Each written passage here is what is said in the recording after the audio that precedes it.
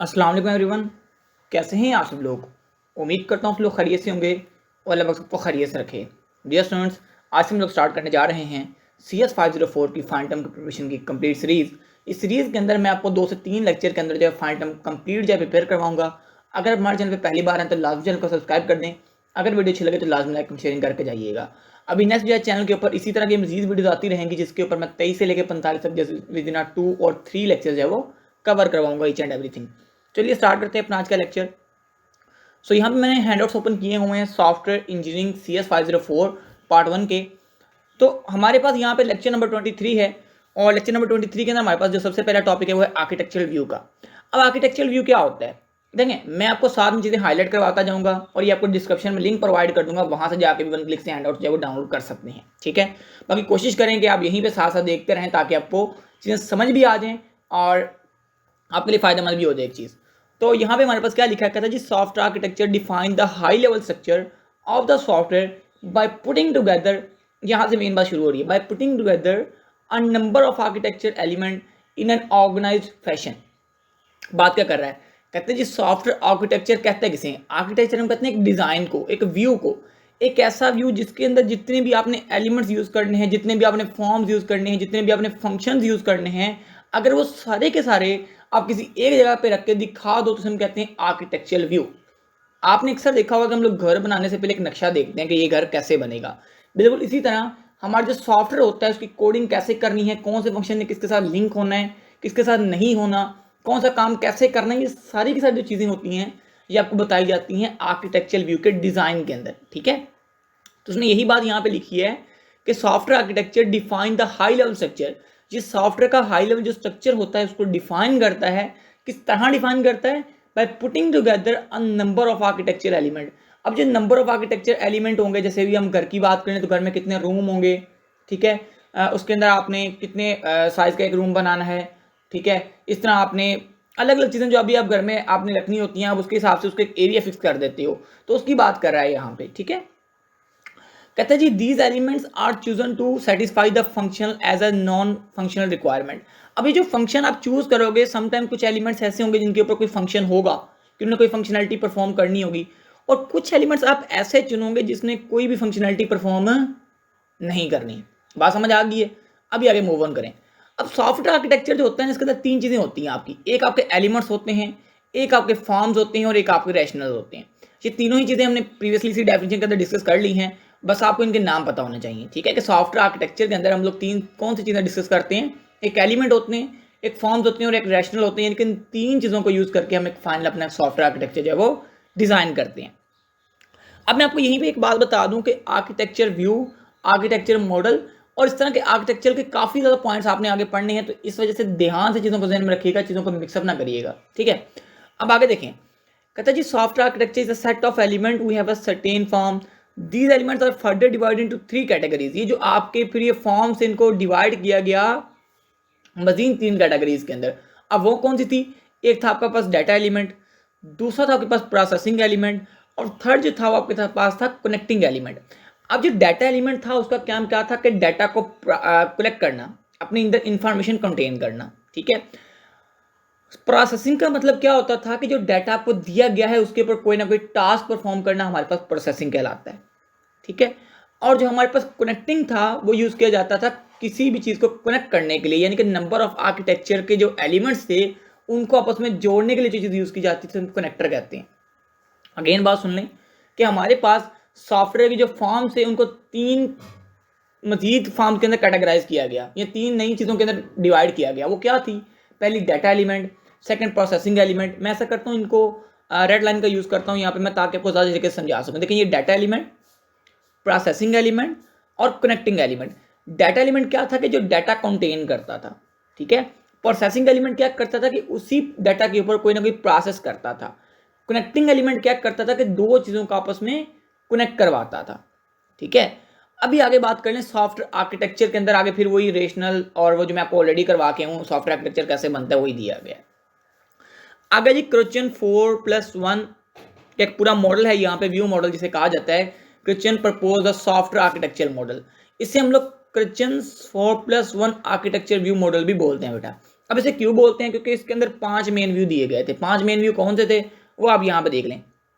सबसे पहले था आपका लॉजिकल व्यू, उसके बाद था आपके पास प्रोसेस व्यू, उसके बाद फिजिकल व्यू, डेवलपमेंट व्यू और यूज केस व्यू। यानी कि ये आपके पास 5 ऐसे व्यू थे जो हम लोग यहाँ पे यूज कर रहे थे बेटा। ठीक है, सॉफ्टवेयर आर्किटेक्चर जो है हमारे पास जो यहाँ पे दिया गया क्वेश्चन का, उसमें 5 मेन व्यू जो हम लोगों ने यहाँ पे यूज किए थे, जिसको मैंने यहाँ पे आपके लिए हाईलाइट कर दिया है। और यहाँ पे एक व्यू मेरे पास यहाँ पे मैंने हाईलाइट नहीं किया, ये लॉजिकल व्यू। ठीक है, ये भी आपने साथ में देख लेना है। अब यहाँ पे ना उन्होंने काफ़ी थोड़ा सा मुश्किल सा करके लिखा हुआ है, मैं आपको वैसे ही बोल देता हूँ कि लॉजिकल व्यू क्या होता है, प्रोसेस व्यू क्या होता है, फिजिकल व्यू क्या होता है, ताकि आपको ज़्यादा मसला ना बने। अब मैं यहाँ पे थ्योरी पढ़ूंगा तो आपको फिर समझ नहीं आने की ये सर ने क्या कह दिया है। इससे अच्छा है मैं आपको खुद समझा दूंगी ये क्या चीज़ होती है। सबसे पहले बात करते हैं, स्टेप बाय वाइज ही बात करते जाते हैं। सबसे पहले हमारे पास आता है जी लॉजिकल व्यू। लॉजिकल व्यू क्या होता है सर? ऐसा व्यू जो आपके फंक्शन की रिक्वायरमेंट को कैप्चर करता है, इसमें कहते हैं लॉजिकल व्यू। लॉजिकल व्यू किसे कहते हैं? Capture the functional requirement of the application is called logical view. उसके बाद आ जाता है प्रोसेस व्यू। प्रोसेस व्यू क्या होता है? Capture the process, behaviour and flow of information is called process view. यानी कि ऐसा व्यू जो बिहेवियर को कैप्चर करे, फ्लो को कैप्चर करे, उसमें क्या कहते हैं? प्रोसेस व्यू कहते हैं। अब फिजिकल व्यू क्या होता है? फिजिकल व्यू जो होता है वो रिप्रेजेंट करता है फिजिकल डिप्लॉयमेंट। डिप्लॉयमेंट का मतलब क्या होता है कि वो एक फिजिकल आर्किटेक्चर प्रोवाइड करता है, आपके एप्लीकेशन का इंफ्रास्ट्रक्चर प्रोवाइड कर रहा होता है। डेवलपमेंट व्यू क्या होता है? डेवलपमेंट व्यू के अंदर हम बेसिकली मैनेजमेंट का काम करते होते हैं, focus on the management of the application. ठीक है। यूज केस व्यू क्या होता है? यूज केस व्यू जो होता है वो कैप्चर करता है एंड यूजर की प्रिस्क्रिप्शन को, कि एंड यूजर ने आपको क्या करने को कहा था, वो सारी की सारी जो चीजें होती हैं हम कैप्चर करते हैं यूज केस व्यू के अंदर। ठीक है, ये मैंने आपको सारों का एक शॉर्ट सा इंट्रो करवा दिया है। होप्स हो कि आपको समझ आ गई। अगर नहीं भी समझ आई तो आप यहाँ से इसको कर सकते हैं। ठीक है, ओके। तो आगे हम बात करते हैं। यहाँ पे हमारे लिए कुछ भी नहीं है करने वाला, आप इसको यहाँ पे बिल्कुल स्किप करके आ जाएं। ये हमारे पास एक समराइज टेबल दिया गया है, इसको आपने बिल्कुल भी स्किप नहीं करना। इसमें से एमसीक्यूज बहुत ज़्यादा निकाले जाते हैं, तो मैं ये आपको साथ में करवा देता हूँ। तो सबसे पहले हमारे पास बात आ गई टेबल के अंदर फंक्शनल व्यू की, कोड व्यू की, डेवलपमेंट व्यू की और फिजिकल व्यू की। अब इसमें आपने देखना क्या है, इसके कंपोनेंट कौन से हैं, इसके अंदर यूजर्स कौन से हैं, इसके अंदर रैशनल कौन से हैं। तो सबसे पहले हम बात करते हैं कंपोनेंट्स की। फंक्शनल व्यू में हमारे पास जैसे नाम से जाहिर है कि इसमें कौन सी फंक्शनलिटी परफॉर्म करनी है, फंक्शंस की। ठीक है, उसके बाद यूजर्स इसके कौन होंगे? Engineers and users. ठीक है, मैं आपको वो चीज़ करवा रहा हूँ जो मैंने खुद की थी अपने टाइम में, ताकि आपकी चीज़ें आसान हो जाए। अब इसकी मैंने फंक्शनलिटी, क्योंकि ये फंक्शनल व्यू है तो इसकी फंक्शनलिटी भी जाहिर है, फंक्शन कोई नॉमिनेट कर रही होगी तो ये फंक्शनलिटी ही मैंने यहाँ पे लिखा हुआ था। ठीक है, या मैं यहाँ पे मोस्टली करता था मॉडिफाइबिलिटी ना। कोड व्यू में हमारे पास क्या होता है? कोड व्यू में अक्सर आपने कंसेप्ट पढ़ा होगा क्लासेस एंड ऑब्जेक्ट्स का, प्रोसीजर का, फंक्शन का। ये सारी चीज़ें आपने पहले ही पढ़ी होंगी, सब सिस्टम, लेयर्स, मॉड्यूल। काफ़ी बच्चों ने ये तो मोस्टली पढ़ा होता है, क्लासेस, ऑब्जेक्ट्स, प्रोसीजर और फंक्शन। तो उनके लिए ये याद करना बहुत आसान है। अब कोड व्यू कौन बनाता है? प्रोग्रामर बनाते हैं। ठीक है, अब कोड करते हैं, आप मॉडिफाइबिलिटी भी कर सकते हैं, इसे मेंटेन भी कर सकते हैं चीज़ों को। ठीक है, मैं ये जो याद करता होता था। डेवलपमेंट व्यू जो था उसके अंदर आप बेसिकली डेवलप करते हो किसी फाइल्स को या किसी डायरेक्टरी को। इसको चलाता कौन है? मैनेजर चलाते हैं या प्रोग्रामर चलाते हैं। अब मेरी सजेशन आप माने ना, तो मैं बेसिकली कोशिश करता था कि जो चीज़ें मुझे मोस्टली कॉमन मिल रही होती थी। अब डेवलपमेंट व्यू में भी प्रोग्रामर आ सकता है और कोड व्यू में भी प्रोग्रामर आ सकता है, तो मैंने दोनों में यही चुना होता था। और यहाँ पे भी मज़े की बात है, प्रोग्रामर आ सकता है। ठीक है ना। फिजिकल व्यू में बात करें तो फिजिकल व्यू देखें, आप फिजिकल के नाम से समझ रहे होंगे, सेंसर जो कंप्यूटर के अंदर लगे होते हैं, सीपीयू की बात कर रहा है यहाँ पे।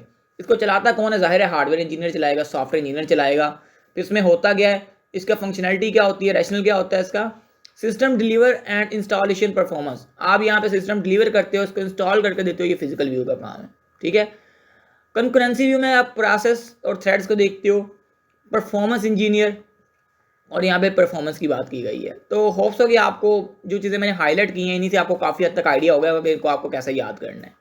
ठीक है, तो हम आगे बात कर लेते हैं थोड़ी सी कि आगे हमारे पास कौन सी चीज़ जो है वो इंपॉर्टेंट है। ठीक है, अच्छा चीज़ें मैं स्किप करवा रहा हूँ, इनको आप बिल्कुल भी ना करें, कोई मसले वाली बात कोई नहीं है, क्योंकि मुझे पता है इनमें से आना तो कुछ है नहीं, मैं ऐसे ही आपका टाइम नहीं वेस्ट करना चाहता। हायरार्की व्यू क्या होता है? कहता है every view is a potential hierarchical. कहता है जितने भी आपके व्यू होते हैं ना, उसमें हर एक में एक पोटेंशियल होता है कि वो हायरार्की बना सकता है। फंक्शनल व्यू कुड कंटेन सब फंक्शन। अब ये बेसिकली जो आपने टेबल किया है ना, इसी के अंदर वाली चीज़ें अभी यहाँ पे आपको एक्सप्लेन की जाएंगी हायरार्की के अंदर। ठीक है, हायरार्की हम कहते हैं किसी भी चीज़ को एक मॉडल कर देना, यानी कि उसके लेवल के हिसाब से अप एंड डाउन के अंदर लेके जाना, ठीक है, उसकी फंक्शनलिटीज़ को डिफाइन करना। कहते हैं similarly development view contain directories, ये भी आपने को मैंने पीछे भी पढ़ाया कि डेवलपमेंट व्यू जो है वो डायरेक्टरी कंटेन करता है।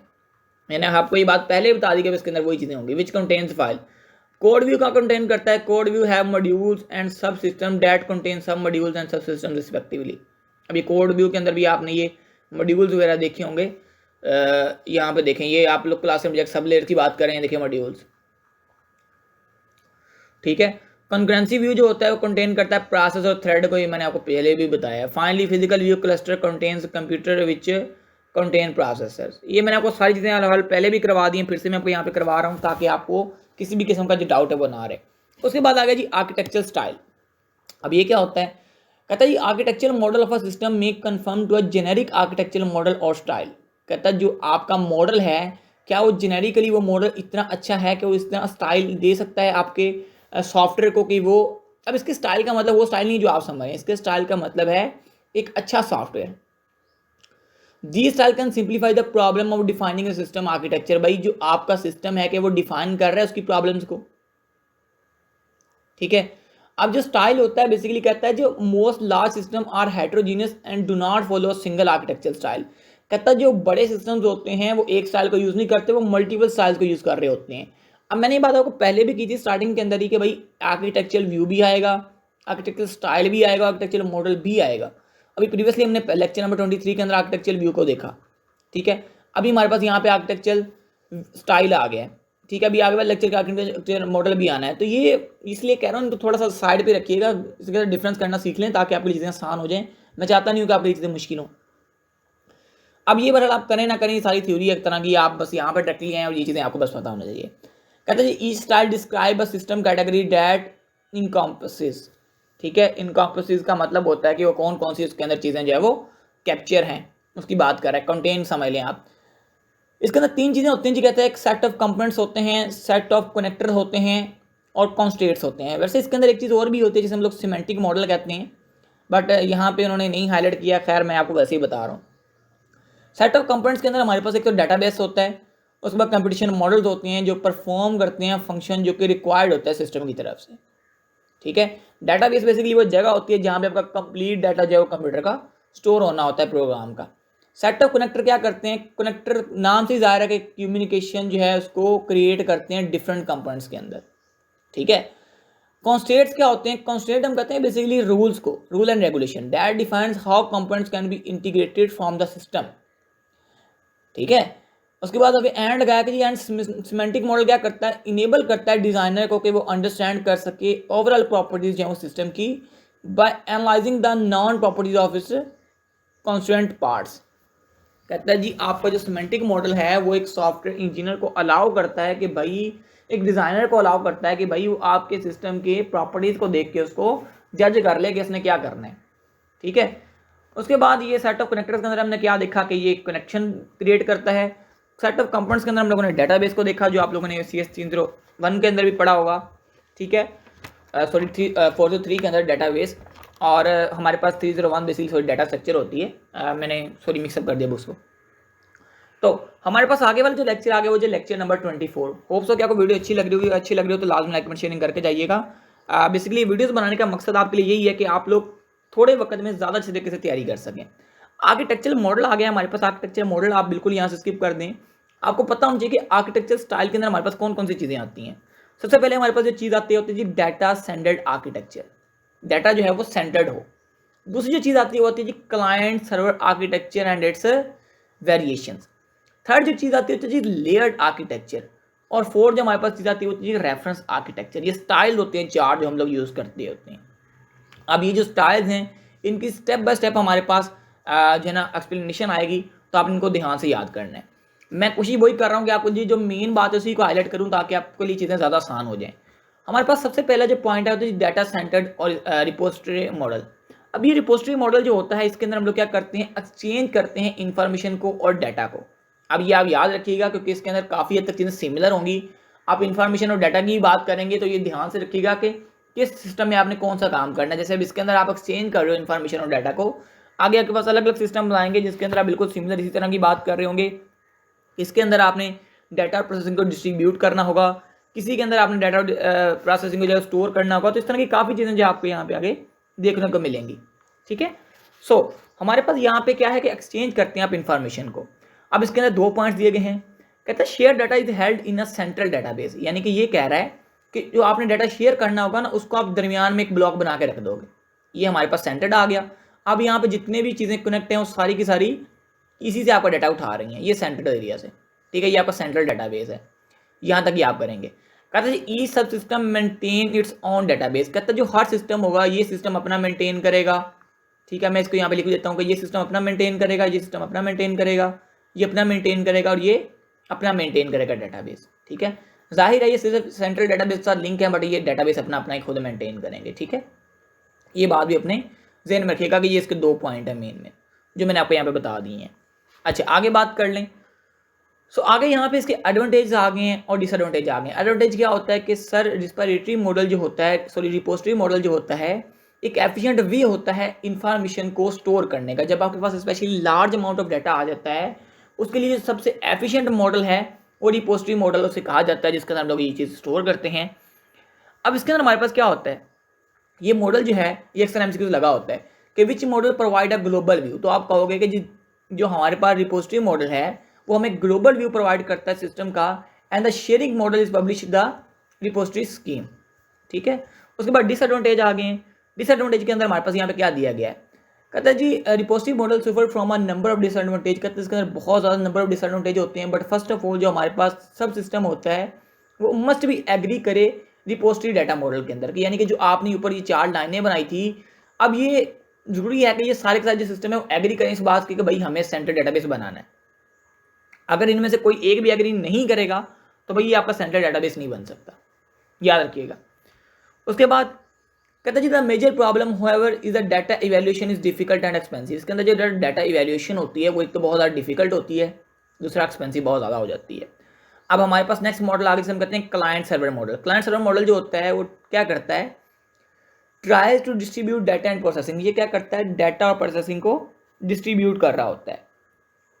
कहता है this is the shift from main frame based application where both the data management and the processing of the data used to be typically carried out by the same mainframe computer. In those applications, the user interface used to be provided through a dumb terminal which did not have much processing power. यानी कि ये क्या provide करता है, dumb terminal provide करता है जिसके अंदर इतनी ज़्यादा अच्छी प्रोसेसिंग पावर नहीं होती। ये बात आपने यहाँ पे ध्यान में रखनी है। उसके बाद यहाँ पे आ गया जी the client server model is distributed system model which shows that how data processing is distributed across a range of components. In this model, the application is modeled as a set of services that are provided by the servers and a set of clients that use the services. ये क्या कह रहा है, कहता है जी जो application होती है उसको एडर ऐसे मॉडल किया जाता है कि जो सेट ऑफ सर्विसेज होती है उनको प्रोवाइड कर रहा होता है सर्वर, और जो सेट ऑफ क्लाइंट्स होते हैं वो इन सर्विसेज को यूज़ कर रहे होते हैं। एप्लीकेशन का जो सर्वर है वो सर्विसेज प्रोवाइड करेगा, और जो क्लाइंट होगा उस सर्विस को उनको यूज़ करेगा जो सर्वर ने प्रोवाइड की होंगी। ठीक है, ओके। अब आगे हमारे पास आगे जी सर्वर की अलामत क्या होती है, क्लाइंट की अलामत क्या होती है, ये आप यहाँ से कर लें। ठीक है, अब आगे आ जाए, आगे आपके लिए कुछ भी नहीं है यहाँ पे करने वाला। रिप्रेजेंटेटिव क्लाइंट सर्वर मॉडल, यहाँ पे हमारे पास ये वेरी इंपॉर्टेंट है, अक्सर लगा होता है, ये भी आप लोग यहाँ पे देख लें। फाइल सर्वर, डेटाबेस सर्वर और ग्रुपवेयर सर्वर। फाइल सर्वर क्या होता है, कहते हैं file server client request select record from a file and the server transmit record to client over the network. कहता है जी आप क्लाइंट क्या करेगा, रिक्वेस्ट करेगा कि सिलेक्ट करो रिकॉर्ड को, कहाँ से, फाइल में से और सर्वर में से, और ट्रांसमिट कर दो उसे किसी और क्लाइंट को ओवर द नेटवर्क के अंदर रहते हुए। डेटाबेस सर्वर क्या होता है, डेटाबेस सर्वर कहता है in this case client send request, client क्या करेगा, रिक्वेस्ट सेंड करेगा, सच एज एसक्यूएल क्यूरीज। आपने अगर पढ़ी उसके 403 डेटाबेस तो उसके अंदर आपको एसक्यूएल क्यूरीज सिखाई गई होंगी। तो the database server, the server process the request and return the result to the client. अब सर्वर क्या करेगा, प्रोसेस करेगा इस रिक्वेस्ट को और क्लाइंट को वापस उसका रिस्पॉन्स कर देगा। Transaction services, in this configuration client send request that invokes remote procedure on the server side, server execute procedure invoked and return the result to client. अब क्या करेगा, कहता है जब सर्वर जो आपका क्लाइंट है वो जब इन्वोक करेगा ट्रांजैक्शन सर्विस को, तो जो भी ट्रांजैक्शन सर्विसेज अलाउ होंगी, जैसे आप जैज़ कैश करें, इजी पैसा करें, जो भी आप कर सकते हो वो आपको दिखा दी जाएंगी। अब उसके बाद आप किसी के भी थ्रू करना चाहें तो आप कर सकते हैं। अब ये ग्रुप एड सर्विस का अक्सर ही वो शॉर्ट क्वेश्चन और ऑप्शन बना होता है, तो ये भी आप लाजमी देख लीजिएगा। कहता है जी grouped server provide set of application that enables communication among client. ये क्या करेगा, सेट ऑफ एप्लीकेशन को इनेबल करेगा कि आप उसमें कम्युनिकेट कर सकें अपने क्लाइंट के साथ using text, image, bulletin, board, video etc। अब ये डिफरेंट तरीके के साथ कम्युनिकेट कर सकते हैं, कुछ टेक्स्ट के साथ, कोई इमेज के साथ करना चाहे तो इमेज के साथ कर ले, कोई बोर्ड के साथ करना चाहे तो बोर्ड के साथ कर ले, वीडियो के साथ करना चाहे तो वीडियो के साथ कर ले। क्लाइंट सर्वर कैरेक्टरिस्टिक्स आ गई आगे। एडवांटेजेस के क्या है? अब लेक्चर थोड़ा सा लेंथी हो रहा है, बट मैं ज़्यादा लेक्चर कवर कर रहा हूँ, इसलिए आपको वीडियो ध्यान से वॉच करनी है एंड तक, और अगर आप वीडियो को अच्छा रिस्पॉन्स करेंगे तो इंशाल्लाह फिर इस तरह की मजीद वीडियोस आपके लिए क्रिएट करता रहूँगा। अच्छा, क्लाइंट सर्वर आर्किटेक्चर कैरेक्टरिस्टिक्स क्या होती हैं? कहता है main advantage of the client server architecture that it makes efficiency effective use of network system instead of building the system with very expensive large computers and hardware devices. Cheaper hardware may be used to gain performance and scalability। बहुत बड़ी बात कर दी उन्होंने। कहता है जी अगर आपको effective system बनाना है नेटवर्क के अंदर, तो जरूरी नहीं है कि आप बहुत ज़्यादा एक्सपेंसिव हार्डवेयर यूज़ करें, बहुत ज़्यादा एक्सपेंसिव कंप्यूटर यूज़ करें। आप एक चीपर हार्डवेयर के साथ भी अच्छी परफॉर्मेंस है वो गेन कर सकते हैं। ठीक है, डिसएडवांटेज क्या है इसका? कहता है जी this model is there is no standard way of sharing the data. अब इसके अंदर कोई स्टैंडर्ड वे नहीं, जैसे हम लोगों ने पहले मॉडल के अंदर देखा था, सेंटेड के अंदर डाटाबेस था, उसकी बात कर रहा है ये। इसके अंदर कोई शेयरिंग डाटा है ही नहीं। सो द सब सिस्टम में यूज डिफरेंट डाटा ऑर्गेनाइजेशन। अब इसमें ऑर्गेनाइजेशन था, इन्होंने यहाँ पे स्पेलिंग में मिस्टेक करी है, यहाँ पे NAZAN आएगा, ZATIUN। हैंस डाटा इंटरचेंज में भी इनएफिशिएंट। कहता है जी जाहिर सी बात है, लेकिन जब सेंट्रल डाटा ही नहीं है तो फिर हर एप्लीकेशन के लिए डाटा बनाना पड़ेगा, तो वो थोड़ा सा वाकई मुश्किल चीज़ है, जो आपको खुद भी समझ आ रही होगी। आगे हमारे पास आगे जी रिप्रेजेंटेटिव क्लाइंट सर्वर कॉन्फ़िगरेशन। अब इसके अंदर दो मॉडल आ जाते हैं, एक आता है थिन क्लाइंट मॉडल और एक आता हमारे पास फैट क्लाइंट मॉडल। अब ये थिन क्लाइंट मॉडल और फैट क्लाइंट मॉडल क्या होता है, मैं आपको पहले वैसे बता दूं ताकि आपको खुद ही समझ आ जाए। और इसकी ना थोड़ी सी थ्योरी बड़ी अजीब सी है, आपको समझ आनी नहीं है, इसलिए मैं आपको वो चीज़ें खुद से ही करवा देता हूँ जो आपकी यहाँ पर करने वाली नहीं होती। अब जो थिन क्लाइंट मॉडल होता है वो क्या करता है? जो थिन क्लाइंट होता है ना, वो यूज़ करता है सॉफ्टवेयर मेन सर्वर का। ठीक है, मैं आपको यहाँ पे क्या कह रहा हूँ कि जो थिन क्लाइंट होता है वो सॉफ्टवेयर का जो सर्वर होता है ना, मेन सर्वर, उसी को यूज़ करता है डाटा को प्रोसेस करने के लिए। ठीक है, जबकि हमारे पास जो फैट क्लाइंट होता है वो करता है वर्क दूसरे हार्डवेयर की बेसिस के ऊपर। थिन क्लाइंट कैसे वर्क करता है? Thin client work with the information on the basis of their own hardware and software. जो थिन क्लाइंट होता है आपका, जिसे अब यहाँ पे फैट क्लाइंट बन रही है, जिसे हम लोग थिन क्लाइंट भी थिक क्लाइंट भी बोलते हैं, सॉरी, थिक क्लाइंट। मैं यहाँ पे इसको साथ में लिख भी देता हूँ कि इसे हम थिक क्लाइंट भी बोलते हैं और इसको हम थिन क्लाइंट बोलते हैं। एक सर क्योंकि थिक और थिन के नाम से आया होता है, इसलिए मैं आपको यहाँ पे बता रहा हूँ। जो का थिक क्लाइंट होता है उसे हम वर्क करवाते हैं उसकी ऑन हार्डवेयर और ऑन सॉफ्टवेयर की बेस के ऊपर वो वर्क करता है। लेकिन जो आपका थिन क्लाइंट होता है वो जो सॉफ्टवेयर यूज़ कर रहा होता है उसी के सर्वर से डाटा प्रोसेसिंग करना शुरू कर देता है। समझा जी बात? कि थिन क्लाइंट जो सॉफ्टवेयर यूज़ कर रहा होगा उसी के सर्वर से वो डाटा प्रोसेस करना शुरू कर देगा। लेकिन जो आपका फैट क्लाइंट होता है वो क्या करेगा? अपने हार्डवेयर, अपना सॉफ्टवेयर यूज़ करेगा, अपने रिसोर्स यूज़ करेगा, वो जो सॉफ्टवेयर रन कर रहा है उसके रिसोर्स यूज़ नहीं करता। क्लियर? जीरो आर्किटेक्चर का कंसेप्ट आ गया, जीरो इंस्टॉल का। बहुत इंपॉर्टेंट कंसेप्ट है, अक्सर शॉर्ट क्वेश्चन लगा होता है, अक्सर ऑप्शन लगा होता है। Zero install architecture. Zero install architecture हमारे पास एक ऐसा आर्किटेक्चर होता है जिसको बनाया जाता है एक ऐसी जगह के ऊपर। कहता है जी zero installation is to be develop a system where no installation on the client side is needed. यानी कि जहाँ पे कोई भी इंस्टॉलेशन ना आ रही हो क्लाइंट साइड पे, या थोड़ी सी लिटिल बिट हो रही हो, या तो बिल्कुल ही ना हो रही हो, या लिटिल बिट प्रोसेसिंग हो रही है क्लाइंट साइड पे, तो हम क्या कहते हैं? जीरो इंस्टॉल करते हैं या जीरो आर्किटेक्चर कहते हैं। ठीक है, ये बात आपने ज़हन में रखनी है, अक्सर लॉन्ग क्वेश्चन लगा, शॉर्ट क्वेश्चन थोड़ी लगा होता है। Entire architecture. एंटायर आर्किटेक्चर क्या होता है? मैं आपको सिंपल फार्म में बता देता हूँ कि बेसिकली एंटायर आर्किटेक्चर जो होता है वो आपकी एप्लीकेशन जो होती है उसको डिवाइड करता है लॉजिकल और फिजिकल व्यू को लेयर वाइज। ठीक है, कि आपकी सारी की सारी जो लॉजिकल व्यूज़ की रिस्पॉन्सिबिलिटी होती है, जो फिजिकल व्यू की रिस्पॉन्सिबिलिटी होती है, उनको डिवाइड कर देता है। ठीक है, और फिर हर लेयर जो होती है वो अपना काम कर रही होती है। अब इस जो हमारा व्यू होता है इसे मल्टी टायर आर्किटेक्चर भी बोलते हैं, याद रखिएगा। मैं इसलिए आपको साथ साथ चीज़ें बता रहा हूँ क्योंकि मुझे पता है ना ये अलग अलग चीज़ों से अलग अलग नामों से ये चीज़ें पूछ ली जाती हैं, इसलिए मैं चाह रहा हूँ कि आपको किसी भी तरह का प्रॉब्लम जो है वो ना बने जब आप पेपर के अंदर जाएं। Multi tier architecture. ठीक है जी। अब ये मल्टी टायर आर्किटेक्चर है, इसकी मैं आपको यहाँ पे बता रहा था क्या कि इसके अंदर बेसिकली क्या होता है, आप स्ट्रगल करते हो, फाइंड करते हो, एक मिडिल ग्राउंड फाइंड करते हो between the flat client architecture and the thin client architecture. जो मैं आपको बता रहा था कि इसके अंदर आप क्या करते हो, डिवाइड करते हो अपनी एप्लीकेशन को लॉजिकल और फिजिकल लेयर्स के दरमियान। अब जो लेयर्स होती हैं वो कैसा वे होता है जो सेपरेट करता है रिस्पॉन्सिबिलिटी को, मैनेजमेंट को, कि भाई आपका ये काम ये वाला आर्किटेक्चर करेगा, ये काम ये वाला आर्किटेक्चर करेगा, ये काम ये लेयर करेगी, ये काम ये लेयर करेगी। ठीक है। Three tier architecture. Three tier architecture के अंदर हमारे पास क्या होता है, हर आर्किटेक्चर जो होता है ना वो अपनी अपनी एप्लीकेशन की, जो मैं अभी आपको बता रहा था कि जो हर आर्किटेक्चर होता है उसके अंदर लेयर्स होती हैं, और हर लेयर जो होती है अपनी जो है ना वो रिस्पॉन्सिबिलिटी परफॉर्म कर रही होती है। लाइक प्रेजेंटेशन लेयर हो गई, एप्लीकेशन लेयर हो गई, डेटा बेस लेयर हो गई, जो रन की जाती है डिफरेंट तरह के प्रोसेसर के ऊपर। ठीक है। और इसका जो रिजल्ट होता है वो बेटर परफॉर्मेंस की शक्ल में हमें देखने को मिलता है। ठीक है। इसके अंदर कौन सी अप्रोच यूज़ की जाती है, थिन क्लाइंट अप्रोच यूज़ की जाती है। It is simpler to manage then the flat client approach. और ये इसका मॉडल है, इसको एक बार देख लीजिएगा, लॉन्ग क्वेश्चन लगा हुआ था इस बार। आगे हमारे पास आगे जी data flow pipes and filter architecture. Long question most important है, इसको बिल्कुल भी स्किप नहीं करेगा, और यहाँ से अक्सर इस लेक्चर से लॉन्ग क्वेश्चन लगा होता है। ठीक है। इसलिए जो चीज़ करवाने वाली है मैं आपको वही करवा रहा हूँ, ताकि और आपको साथ में कंसेप्ट भी दे रहा हूँ। अगर वीडियो अच्छी लग रही हो तो लाइक करिएगा। Data flow pipe and filter architecture. अब इसके अंदर क्या होता है, देखें ये आर्किटेक्चर होता है ना बहुत सिंपल होता है, डाटा फ्लो डायग्राम्स की तरह होता है। कहता है this is used when the input data is process through a series of transmission. कि जब आपका जो इनपुट डाटा होता है वो आपके सीरीज ऑफ ट्रांसमिशन की फॉर्म में ट्रांसमिट करते हो, और अपना एक डिजायर्ड आउटपुट आपको हासिल करना होता है, तब आप यूज करते हो data flow pipe filter architecture का। It also known as pipe and filter architecture. जैसे पाइप और फिल्टर आर्किटेक्चर भी कहा जाता है, क्यों कहा जाता है वो सुन लें। Where each processing step is called filter. अब इसके अंदर जितने भी प्रोसेसिंग के स्टेप होंगे उसे हम क्या कहेंगे, फिल्टर कहेंगे।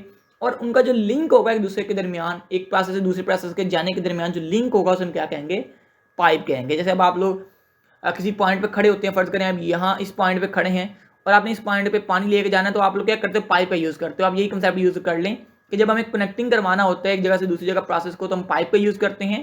और जो हमारे पास ईच प्रोसेसिंग के जो स्टेप होते हैं वो हमें फिल्टर प्रोवाइड करता है। ये अक्सर आपने देखा होगा कि हमारे घरों में हमने फिल्टर लगाया था पानी को वॉश करने के लिए। आप वहीं से एग्जांपल ले लें कि फिल्टर ने क्या करना होता है कि उसके अंदर बेसिकली ना वो खोल होता है मोटा सारा, जिसके अंदर से पानी जो है वो उसके ऊपर जो है मूव कर रहा होता है, घूम रहा होता है। जैसे जैसे पानी मूव कर रहा होता है उसकी जो गंदगी होती है सारी फिल्टर के साथ चिपक जाती है, और एट दी एंड जो पानी बचता है वो आपका साफ होकर बाहर निकलता है। ये बिल्कुल वही सेम हिसाब है इसका। ठीक है। इसकी डायग्राम दिखाई गई है पाइप और फिल्टर की। तो फिल्टर के अंदर हमारे पास क्या होता है, ये आप लोग यहाँ पे देख सकते हैं, कनेक्टिंग लिंक प्रोवाइड कर रहा है। तो ये हमारे पास थोड़ी स्टेप दे रहा है, और ये हमारे पास आगे इसकी इकट्ठी दिखा दी गई है उन्होंने। ठीक है। कि जैसे वो सीरीज ऑफ ट्रांसमिट जो है वो डाटा ट्रांसमिट कर रहा होता है, फिर यहाँ पे हमारे पास एक डिजायर्ड आउटपुट यहाँ से निकल के आ रहा होता है। ठीक है। आगे आगे हमारे पास कॉन्सेप्ट लेयर आर्किटेक्चर का। लेयर आर्किटेक्चर में से एक आधा ऑप्शन ये कि निकाल सकते हैं, और इसमें ज़्यादा इंपॉर्टेंट वाली चीज़ है नहीं। इसमें आपके पास यूजर इंटरफेस लेयर होती है, एप्लीकेशन लेयर होती है, यूटिलिटी लेयर होती है, और कोर लेयर होती है। इसके अंदर ये चार लेयर्स होती हैं, आपको इनके नेम पता होने चाहिए बस। Reference architecture. रेफरेंस आर्किटेक्चर जो होता है ना बेटा, वो कोई ये कह लें कि वो कोई फिजिकल मॉडल नहीं होता, कोई फिजिकल आर्किटेक्चर नहीं होता। वो तो जैसे एक रेफरेंस मॉडल होता है जो आप किसी भी चीज़ को रेफर करने के लिए यूज़ करते हो। कहते जी reference architecture is not a physical architecture, it is only a reference for defining the protocols and designing implementation system develop by the different parties. कहता है जी ये देखें, जैसे आपने OSI मॉडल पढ़ा होगा, ये बेसिकली OSI मॉडल दिखाया हुआ है कि आप डाटा को प्रेजेंट करने के लिए एक मॉडल का यूज़ कर रहे हो। ठीक है। ठीक है। रेफरेंस मॉडल है, ये कोई फिजिकल मॉडल नहीं है, इसके लिए फिजिकल एग्जिस्टेंस नहीं है। ठीक है। कहता जी reference model are derived from a study of the application domain rather than the from existing system. कहता है जी ये बस उसकी एक स्टडी होती है, रेदर देन कि आपने अभी एप्लीकेशन बना लिया, आप जैसे उसका एक व्यू जो है प्रपोज कर रहे होते हो। One very common example of such a reference model is the OSI model, in which a layer model is use for communication system. ये मैंने आपको OSI मॉडल की पहली बात बता दी है, तो यहाँ पे वो भी लिखी हुई है, वो भी आप देख लीजिए। पार्टीशन आर्किटेक्चर कॉन्सेप्ट आ गया है। पार्टीशन आर्किटेक्चर के अंदर आप क्या करोगे, पार्टीशन आर्किटेक्चर के अंदर बेटा आप क्या करोगे, आप डिस्ट्रीब्यूट कर दोगे रिस्पॉन्सिबिलिटीज को डिफरेंट सब सिस्टम के अंदर। ठीक है। So that we get a system software which is easy to maintain. देखे ना यार, एक 10 पेज का सॉफ्टवेयर उसको मेंटेन करना थोड़ा सा मुश्किल है, अगर आप उसको 1 पेजेस में डिवाइड कर रहे हो। So it is too easy to manage that particular software. अब आपके लिए बहुत ईजी हो जाएगा कि एक पेज को मैनेज करना फिर दूसरे पेज को। तो ये बेसिकली आप खुद ही समझ गए होंगे कि पार्टीशन का मतलब क्या होता है, तोड़ना, डिवाइड करना, स्प्लिट करना। ठीक है, स्प्लिट करने का यहाँ पे कंसेप्ट यूज़ किया गया है, तो ये आप लोग यहाँ पे देख लें। सो हमारे पास यहाँ पे आगे जो पार्टीशन थी इसको दो फॉर्म में डिवाइड किया गया था, एक हॉरिजॉन्टल के अंदर और एक वर्टिकल के अंदर। अब ये ऑप्शन में पूछ लिया जाता है कि जो पार्टीशन है उसको किसने फॉर्म में डिवाइड किया गया, तो एक हॉरिजॉन्टल के अंदर एक वर्टिकल के अंदर डिवाइड किया गया था। ये चीज़ ध्यान में रखिएगा। अब यहाँ पे आगे ये वाली चीज़ें बिल्कुल स्किप करके आज इनमें से कुछ नहीं आता आपको। डिज़ाइन पैटर्न आ गया जी, लेक्चर नंबर 26। लेक्चर नंबर 26 के अंदर हम बेसिकली बात करेंगे डिज़ाइन पैटर्न के। डिज़ाइन पैटर्न क्या होता है। अब क्रिस्पर जो था, क्रिस्पर अलेक्जेंडर, उसने कहा था जी जब भी पैटर्न जो है वो डिस्क्राइब करता है वो एक प्रॉब्लम को डिस्क्राइब करता है। जब भी पैटर्न की बात की जाएगी तो हमेशा एक प्रॉब्लम को डिस्क्राइब करेगा, जिसके अंदर हमारे पास उस प्रॉब्लम की बात की जाएगी जो कि अगेन एंड अगेन अराइज हो रही होगी किसी भी इन्वायरमेंट के अंदर। फिर हम क्या करेंगे, एक सोल्यूशन डिस्क्राइब करेंगे जो कि उस प्रॉब्लम को सॉल्व कर रहा होगा। ठीक है, ये पैटर्न लैंग्वेज जो है वो टोन्स बिल्डिंग कंस्ट्रक्शन 1970 के अंदर बनाया गया था, और यहाँ पे टाउन सॉरी यानी एफएस बोलना था, टाउन्स बिल्डिंग कंस्ट्रक्शन 1977। उसके बाद यहाँ पे डिफाइन दी गई डिज़ाइन पैटर्न की, description of communicating objects and classes that are customized to solve a general design in a particular context. तो ये हमारे पास डिफाइन है जी डिज़ाइन पैटर्न की। आगे इसके कुछ पॉइंट दिए गए हैं जिनको आप देखना चाहें तो देख लें, इतने ज़्यादा इंपॉर्टेंट नहीं है, फिर मैं आपको पढ़ा देता हूँ। द मोटिवेशन और context that this pattern applies to. उसके बाद एक ये कर लें आप, list of the participants needed to complete a pattern, और consequences of using this the pattern both positive and negative. बस ये आप 3 करने, काफ़ी इनमें से आता तो है नहीं। उसके बाद आगे जी GOF डिज़ाइन पैटर्न फॉर्मेट। इसके अंदर जैसे आप नेम कर लें काफ़ी है, name, problem, context, force, solution, ये बस आपको नेम आने चाहिए, इतना ज़्यादा इंपॉर्टेंट नहीं है ये। उसके बाद ये एग्जांपल्स हैं, इसके भी आपको नेम ही आने चाहिए। क्लासिफिकेशन ऑफ डिफरेंस, मैं फिर भी इसको हाईलाइट करता हूँ कि मुझे आप लोगों के साथ हैंडआउट शेयर करने हैं, लेकिन ये मैं एंड वाली वीडियो के अंदर शेयर करूँगा, एंड वाला जो हमारे पास इसका लास्ट लेक्चर होगा उसके अंदर, अदरवाइज मैं शेयर नहीं करूँगा पहले। ठीक है, तो आप इसको खुद ही करेंगे अभी तो। सो हमारे पास यहाँ पे आ गया जी क्लासिफिकेशन ऑफ डिफरेंस या क्रिएशनल पैटर्न्स। अब क्लासिफिकेशन के अंदर हमारे पास 3 चीज़ें आएंगी, क्रिएशनल आएगा, स्ट्रक्चरल पैटर्न आएगा, और यहाँ पे बिहेवियर पैटर्न आएगा। यहाँ से ऑप्शन भी निकालते हैं, यहाँ से शॉर्ट क्वेश्चन भी निकालते हैं, और may be the chances in the long question. अब इसके अंदर आपने को 3-4 पॉइंट याद करने होते हैं। मैं जो पॉइंट याद किए थे वो ये थे, क्लास क्रिएशन के रूल्स क्या होते हैं, ऑब्जेक्ट क्रिएशन के रूल्स क्या होते हैं, ये आपको पता होना चाहिए, और एब्स्ट्रैक्ट फैक्ट्री और फैक्ट्री मेथड आपको पता होना चाहिए।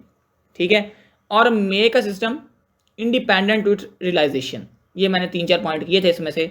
स्ट्रक्चरल पैटर्न में क्या होता है, स्ट्रक्चरल पैटर्न के अंदर आपने चीज़ों को स्ट्रक्चर करना होता है। स्ट्रक्चर कैसे करना होता है, deal with object structure. Class structural pattern concern the aggregation of the class to form the largest class. ठीक है, ये आप लोगों ने पॉइंट कर लेना है। उसके बाद ऑब्जेक्ट स्ट्रक्चरल पैटर्न जो होता है वो कंसर्न करता है एग्रीगेशन को ऑफ ऑब्जेक्ट्स। अब यहाँ पे देखिए, ये यहाँ तक एग्रीगेशन ऑफ तक तो सारी चीज़ें सेम है, क्लास की जगह जैसे ऑब्जेक्ट लगा दी है to form the largest class, बाकी सारी चीज़ें सेम है। ये मैं इसलिए आपको सिमिलर वो पॉइंट करवा रहा हूँ जो मैं कभी खुद याद किए थे, क्योंकि मुझे पता है कि आप भी मेरी तरह ही होंगे कि जो खान वाले 3-4 पॉइंट है वही आपने भी याद करने होंगे मेरी तरह। तो इसलिए मैं आपको वो बता रहा हूँ जिसमें ऑप्शन भी निकल आते हैं और आपके शॉर्ट क्वेश्चन लॉन्ग क्वेश्चन भी कवर हो जाएंगे। बिहेवियरल पैटर्न क्या होता है, बिहेवियरल पैटर्न के अंदर जो पहली मेन चीज़ होती है कि ये क्या करता है, कम्युनिकेशन क्रिएट करता है क्लासेस और ऑब्जेक्ट्स के दरमियान। सेकंडली इसके अंदर बिहेवियर क्लासेस का डिस्कस किया जाता है, ऑब्जेक्ट्स का डिस्कस किया जाता है। लेक्चर नंबर 27, लेक्चर नंबर 27 के अंदर हमारे पास जो पहली चीज़ आ गई हो जी ऑब्जर्व पैटर्न। ठीक है, इसके अंदर हमारे पास बेसिक इंटेंट आ गया। बेसिक इंटेंट के अंदर हम लोगों ने यहाँ पे क्या देखना है, बेसिक इंटेंट जो होता है वो डिफाइन करता है many to many relationship between object so that when one object changes still all its dependent are notified and updated automatically. कहता है ये जो एक ऐसा मैनी टू मैनी रिलेशनशिप है कि जब एक ऑब्जेक्ट चेंज किया जाएगा तो उसके जितने भी लिंक ऑब्जेक्ट होंगे जो उसके ऊपर डिपेंड हैं वो सारे के सारे ऑटोमेटिकली चेंज हो जाएंगे। ठीक है जी, ओके। आगे हमारे पास यहाँ पे डिस्क्रिप्शन दी गई है इसकी, तो ये देख लीजिएगा। This can be used when multiple displays of states are needed. Multiple display states are needed, ये आप स्किप करने हैं, आपके लिए नहीं करने वाला। उसके बाद सिंगल स्टोन पैटर्न आ गया। इसके अंदर हमारे पास इंटेंट दिया गया। इंटेंट क्या है, कहता है it ensure that a class has only one instance and provide a global point of access to it. ये मोस्ट इंपॉर्टेंट शॉर्ट क्वेश्चन है। कि हमारे पास जो क्लास है उसका सिर्फ एक सिंगल इंस्टेंस ही होना चाहिए जो कि ग्लोबल पॉइंट ऑफ एक्सेस जो आपको प्रोवाइड कर रहा हो। ये एप्लीकेबिलिटी में भी यही बात लिखी होगी कि singleton pattern should be used when there must be exactly one instance of a class, exactly one instance of a class and it must be accessible to a client from a well known access point. वही बात इसने यहाँ पे लिखी थोड़ी सी घुमा के, ठीक है। उसके बाद स्ट्रक्चर दे दिया गया, इसको बिल्कुल स्किप कर दें। उसके बाद यहाँ पे हमारे पास पॉइंट आ गया जी फकीड पैटर्न का। फकीड पैटर्न के अंदर हमारे पास क्या होता है कि provide a unified interface to set of interfaces in a sub system. फकीड define करता है हायर सिस्टम को, ये बात बड़ी मेन है। फकीड क्या करता है, डिफाइन करता है हाई लेवल इंटरफेस को that makes a sub system easier to use, यानी कि जो मुश्किल सॉफ्टवेयर होता है उसको इसका इंटरफेस इस तरह प्रोवाइड करता है कि बहुत ईजी हो जाता है तो सब सिस्टम की फॉर्म में ले जाता है, यानी कि एक बड़े सिस्टम को सब सिस्टम में डिवाइड करके उसका एक इंटरफेस जो बहुत ईजी क्रिएट कर देता है। एप्लीकेबिलिटी आ गई, इसकी एप्लीकेबिलिटी भी इंपॉर्टेंट है, वो भी आप लोग यहाँ पे देख लीजिएगा। वो क्या है जी, वो यहाँ पे ये है कि जी when you want to provide simple interface to a complex sub system, यानी कि पहली तो क्या है कि आप इसमें क्या करते हो, फकीड जब आप यूज़ करते हो तो आपकी कोशिश यही होती है कि आप एक प्रोवाइड करो simple interface complex sub system का। ये मैंने आपको पहले भी बात बताई है।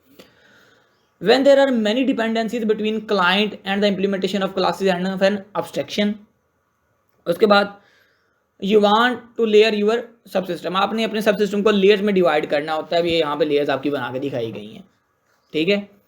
उसके बाद यहाँ पे पार्टिसिपेंट्स आ गए हैं। पार्टिसिपेंट्स के अंदर हमारे पास यहाँ पे क्या है कि now which subsystem classes are responsible for a request. हमारे पास यहाँ पे पता होना चाहिए कि कौन सा जो सिस्टम है वो रिक्वेस्ट कर सकता है, कौन सा सब सिस्टम रिक्वेस्ट नहीं कर सकता। इंप्लीमेंट करेंगे सब सिस्टम की फंक्शनैलिटीज़ को, हैंडल करेंगे वर्क को साइन जो होगा उनको फकीड ऑब्जेक्ट के साथ, ठीक है जी।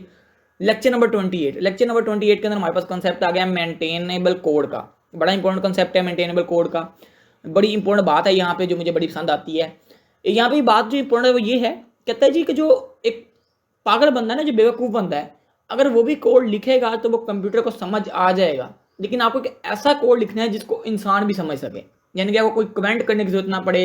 ये अक्सर मैंने देखा होता है, लोग प्रोग्राम लिख रहे होते हैं इंट ए, अब ये क्या कर रहा है, कोई डिफाइन नहीं कर रहा कि हमारे पास इंट ए क्या है, लेकिन अगर आप इसी की जगह ये लिख दें इंट नंबर, तो अब ये डिफाइन कर रहा है कि ये नंबर की एक वेरिएबल आपने बनाई है जिसके साथ आपने इंट डाटा टाइप लगाई है। अब ये इसी को बात करते हैं मेंटेनेबिलिटी की। अगर आप फूल भी ये चीज़ राइट करेगा तो प्रोग्राम तो तब भी रन हो जाएगा, ये फूल का काम है, ठीक है। और ये एक प्रोफेशनल प्रोग्रामर का काम है जो ऐसे ही आपके वेरिएबल नहीं बना देता, वो सोच समझ के वेरिएबल को बनाता है कि वेरिएबल खुद डिफाइन कर रहे होते हैं कि उनका मकसद क्या है, ठीक है। अब यहाँ पे बात पढ़ लेते हैं, मेरे ख्याल से बात समझ आ गई होगी। Any fool can write code that computers can understand but the good programmers write code that human can understand, ठीक है। कि जो गुड प्रोग्रामर होगा वो एक ऐसा कोड राइट करेगा जिसे कंप्यूटर अंडरस्टैंड कर पाए। अब इसके अंदर 3 प्रिंसिपल को बड़े ध्यान में रखा जाता है। एक गाइड किया जाता है मेंटेनेबिलिटी को, सिंप्लिसिटी, क्लैरिटी और जनरल फ्लेक्सिबिलिटी को, यानी कि 3 चीज़ें इसमें कौन सी हैं, सिंप्लिसिटी, क्लैरिटी एंड जनरलिटी और फ्लेक्सिबिलिटी। ये 3 चीज़ें इसके अंदर होती हैं जब आप एक अच्छा मेंटेनेबल कोड लिखते हो। Self documentation code most important short question, most important MCQs है।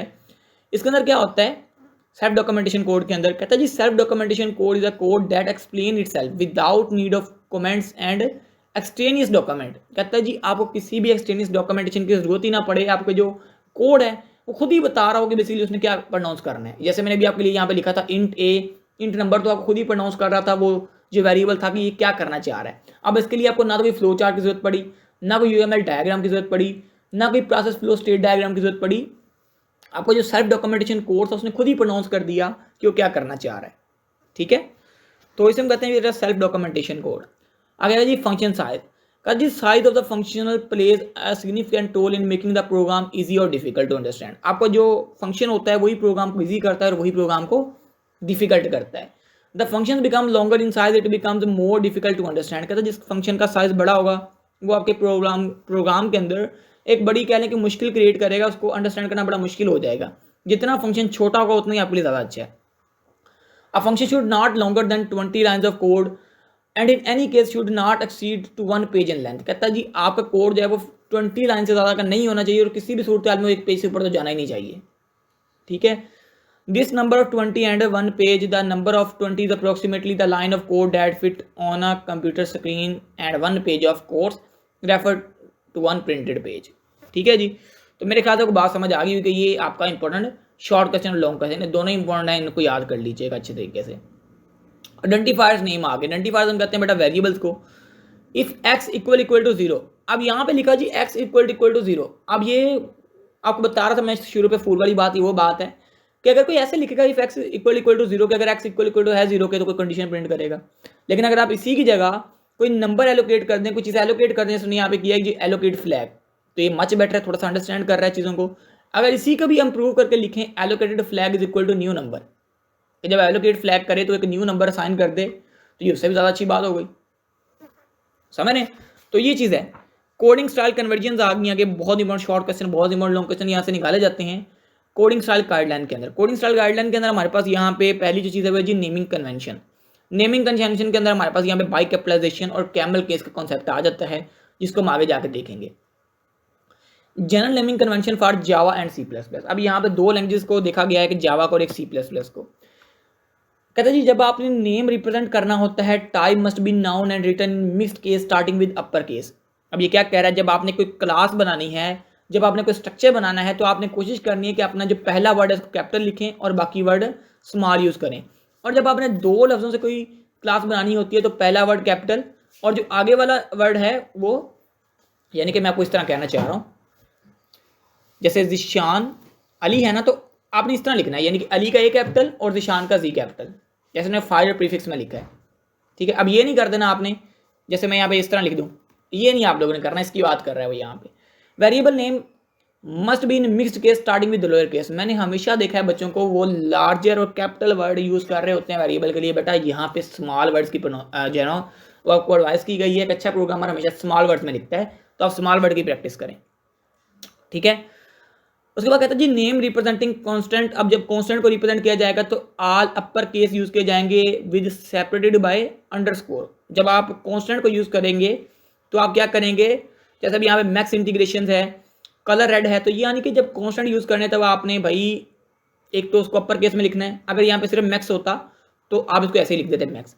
अब क्योंकि दो वर्ड हैं एक वेरिएबल को बना रहे, इसलिए हम लोग ने यहाँ पे दरमियान में स्पेस हम दे नहीं सकते, इसलिए हमने यहाँ पे अंडरस्कोर दी है, ठीक है। ओके, आगे हमारे पास यहाँ पे कुछ कॉन्सेप्ट आ गया है टेम्पलेट्स का।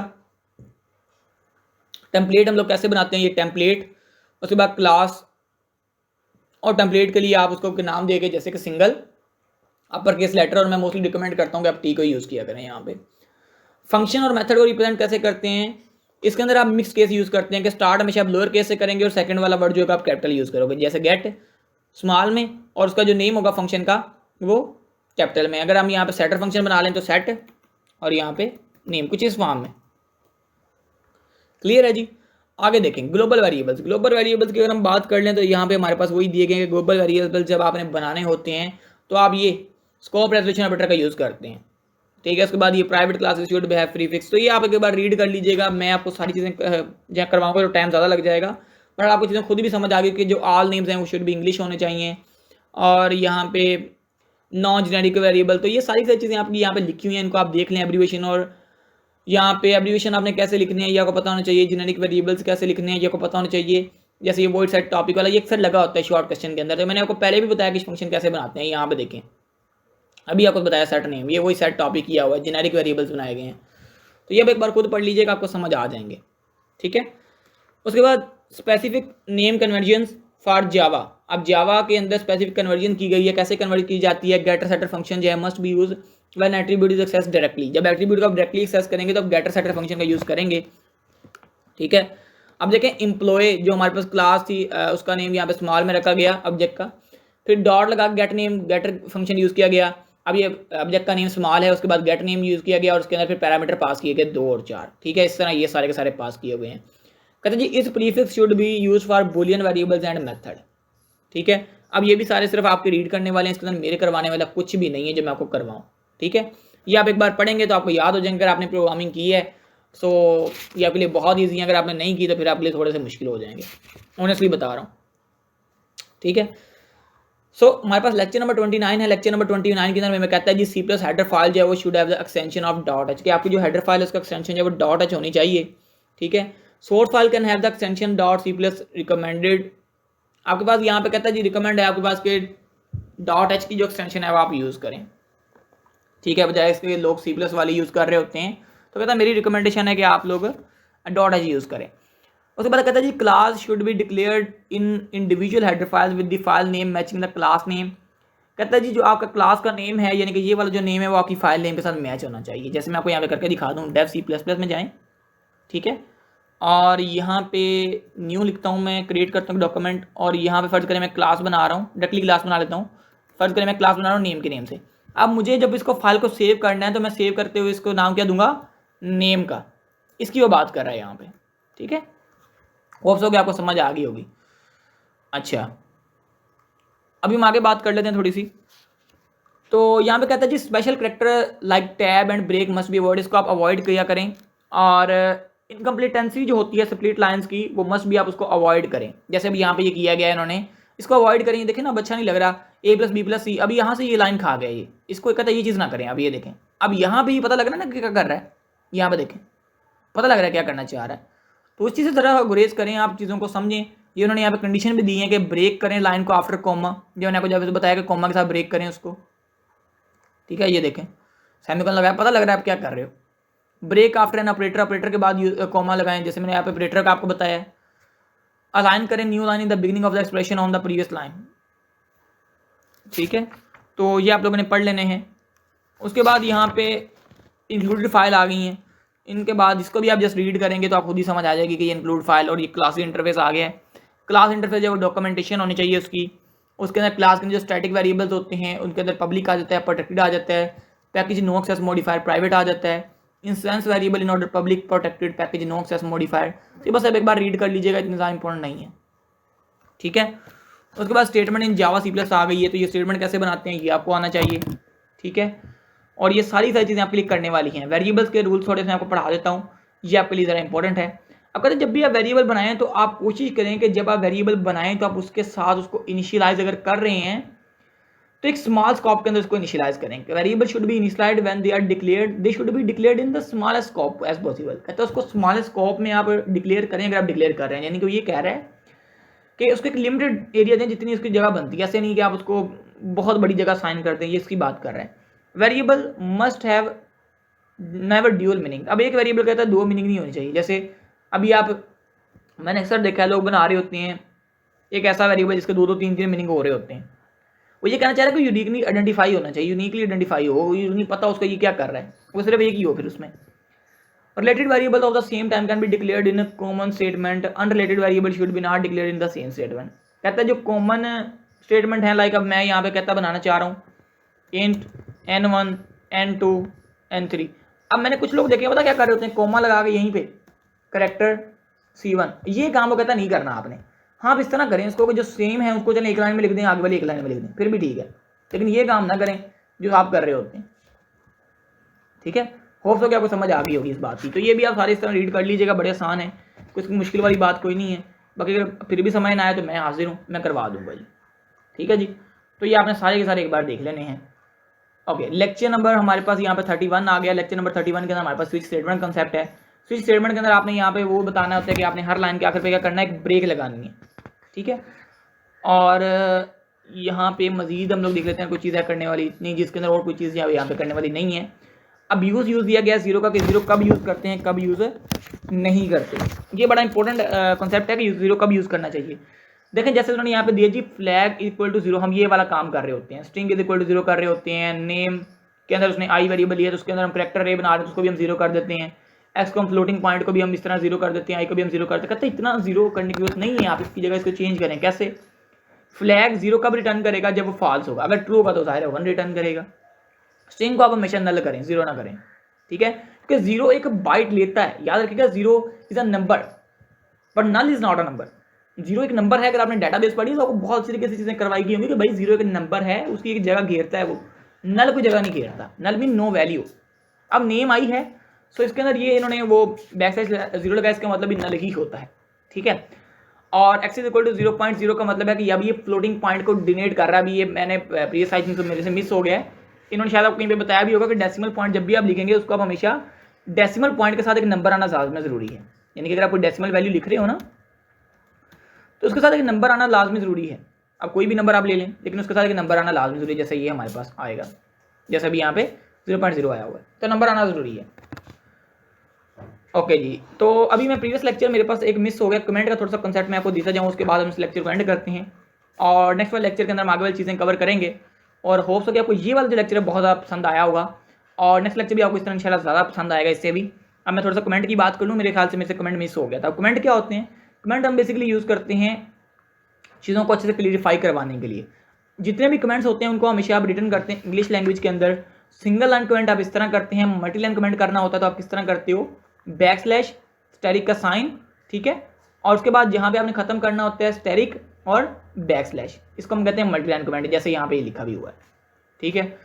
सो ये थोड़ा सा कंसेप्ट मेरे से मिसिंग हो गया था, मैंने कहा चलिए आपके साथ में ये भी जाते जाते दे जाऊँ ताकि आपके जहन में कोई भी क्यूरी और कोई डाउट ना रह जाए, ठीक है जी। लेक्चर नंबर 31 तक हम लोगों ने चीज़ें कर ली हैं। इंशाल्लाह नेक्स्ट लेक्चर के अंदर हम 32 से स्टार्ट करेंगे और उम्मीद करता हूँ कि ये लेक्चर आपको बहुत पसंद आया होगा। मिलते हैं इंशाल्लाह लेक्चर के अंदर, तब तक इजाज़त दीजिए जी। अल्लाह हाफिज़, अस्सलाम वालेकुम।